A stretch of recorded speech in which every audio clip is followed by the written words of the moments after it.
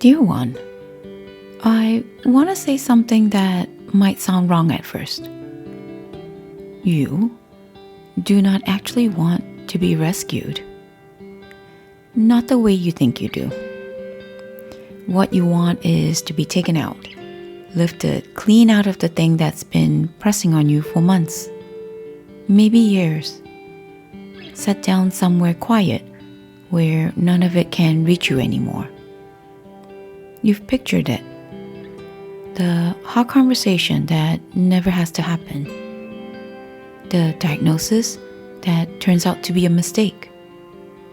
The job that finally gives you room to breathe because the workload disappeared instead of you learning to carry it differently.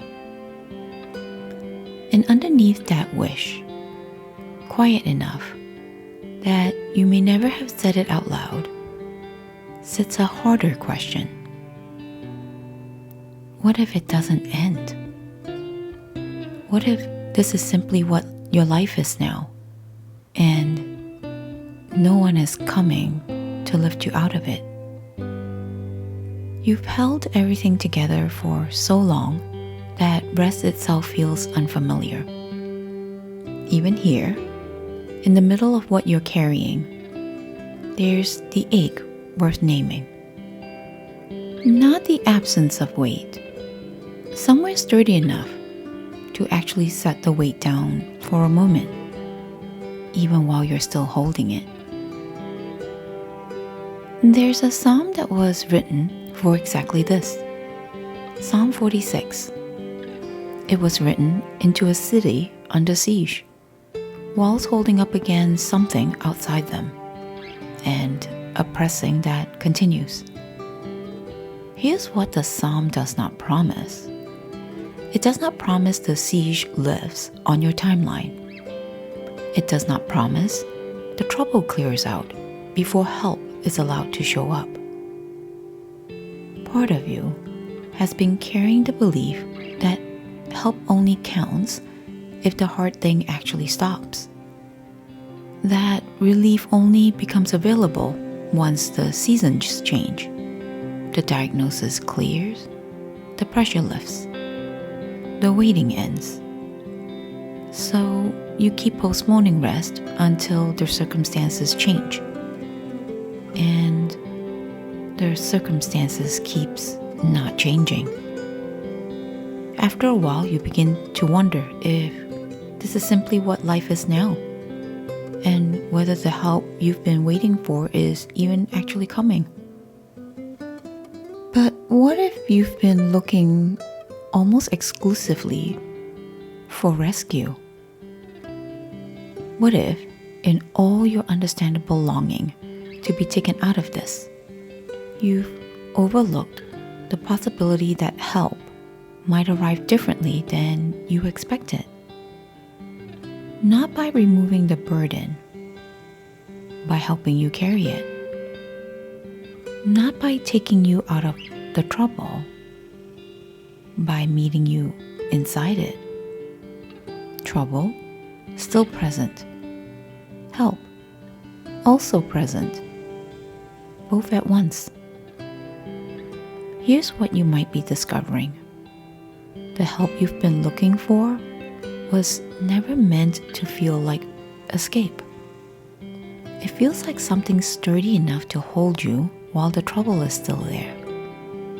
Somewhere to rest the weight for a moment without pretending the weight is gone. The psalm has a word for that. Refuge. That's different from what you've been hoping for. It might also be the thing already available to you, even here, today.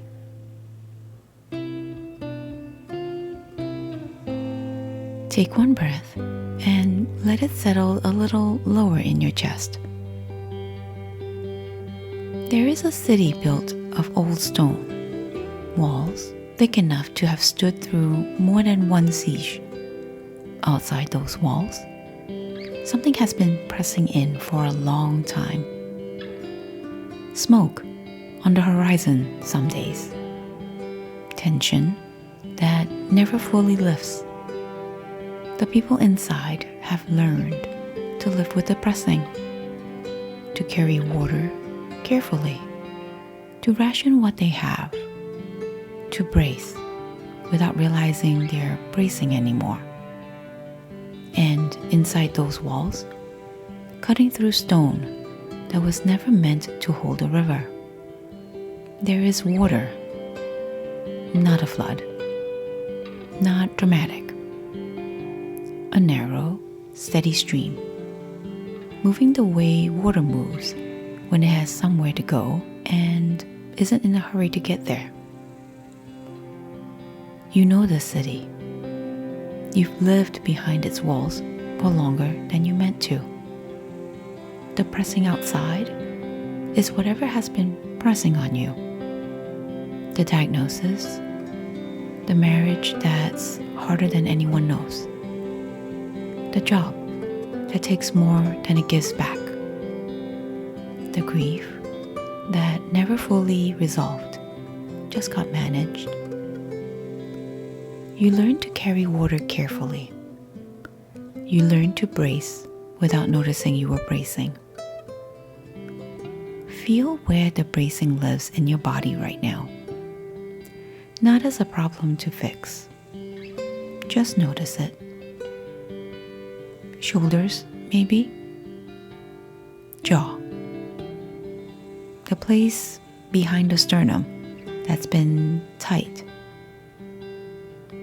Find the water. It's there. Even now. Even with the walls still standing, because they need to. Even with whatever is outside still outside. The water never waited for the siege to lift before it started flowing. It has been there moving the whole time. Underneath the bracing, available to anyone inside the walls, willing to kneel down and find it. What would it mean to drink something steady while the hard thing is still actually happening? Near the water, without announcement, without anything dramatic, God, already inside the city. He did not wait outside the walls until the siege ended to come close. And He is not asking you to have it together before He draws near. God does not lift you over the walls here. Some part of you wanted that. Wanted to be carried out and set down somewhere none of this could reach. That is not what happens in this scene. What happens is quieter and it is sturdier. The walls stay standing. The water keeps moving. And God is not somewhere outside, waiting for your rescue to be finished. He is already inside it with you.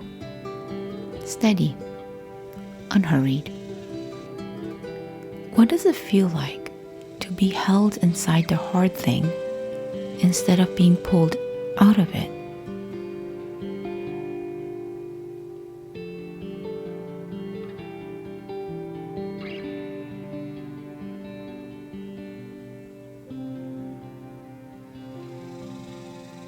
Take one more breath.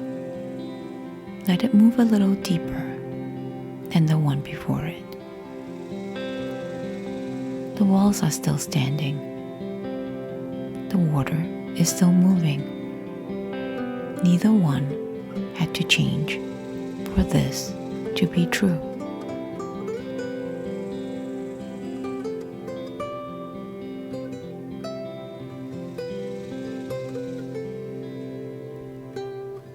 Psalm 46, verses 1, 4, and 5. God is our refuge and strength, a very present help in trouble. There is a river whose stream shall make glad the city of God. God is in the midst of her. She shall not be moved. Sit with that for a moment. want to slow down on one word in particular: refuge. It's a word that gets used loosely, but in its original sense, it means a shelter, a hiding place. The structure you run into precisely because the danger outside is real and still happening. It is not a word for comfort once the danger has passed. It assumes the danger is still there, a very present help in trouble, not a future help, not once the trouble lifts, a present one inside it. Then there's the river. Scholars have pointed out that the city the psalm has in view did not have a significant river running through it. So this image was never meant to be read as ordinary geography.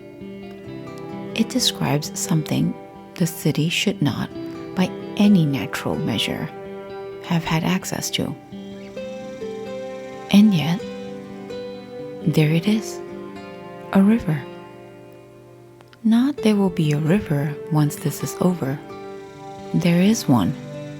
Now, in the middle of the siege, not after it. I wonder how many seasons you've gone through assuming relief was waiting somewhere up ahead, past the hard thing, instead of discovering that help was already present, even here, inside it. The text does not wait for the threat to end before naming where God is. God is in the midst of her, not arriving once she's safe.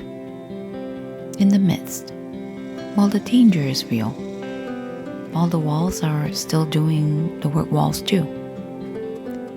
She shall not be moved. The siege was still real. The river kept flowing. God was already inside the walls. Here's the one thing I want you to carry out of this. A rescue would have taken you out of it. A refuge holds you inside it without letting it crush you. Wherever you are at right now, still behind the walls, still carrying water carefully, still bracing without meaning to. That is a location, not a failure. You have not missed the help by remaining in the hard thing. The help was never waiting until after. It is a very present help, which means it is available to you even here, in the circumstance you're actually in. Today, not in some better timed version of your life. I want to name the specific version of you who has been doing this. Not the abstract tired person everyone talks about. You. The one who kept the household running through the worst of it. Who stayed steady for people who never knew how much it cost. Who has been so busy being the wall for everyone else that no one noticed you needed one too.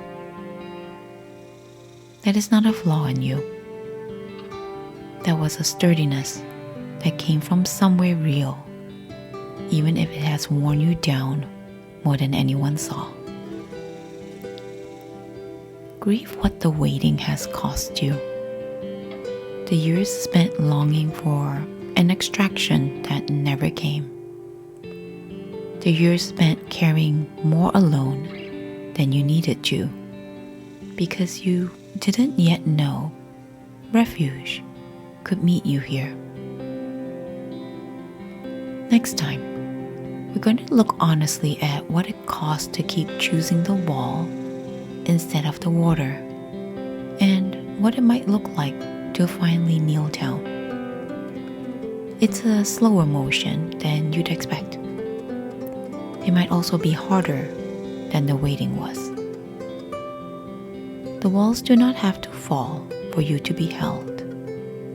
The river has been there the whole time. Go gently